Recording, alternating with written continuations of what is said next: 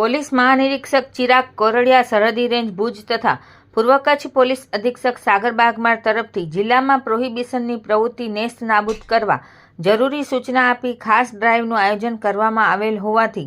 LCB PI JM વાડાની આગેવાનીમાં PSI DG Patel તથા એલસીબીની team Gandhidham A division police station વિસ્તારમાં પેટ્રોલિંગમાં હતી. દરમિયાન બાતમી હકીકત મળી કે કિશોર નારાયણભાઈ મહેશ્વરી અને પચાણ નારાયણભાઈ મહેશ્વરી પ્લાસ્ટિકની યુરિયા પ્રવાહી ભરેલ ડોલોની આડમાં વિદેશી દારૂનો જથ્થો બહારથી મહિન્દ્રા પિકઅપ ડાલામાં મંગાવી આ દારૂ ભરેલ પિકઅપ ડાલું આરોપી કિશોરના ઘર આગળ રાખેલ છે અને આ દારૂનો જથ્થો તેના ઘરમાં ઉતારવાની તૈયારી છે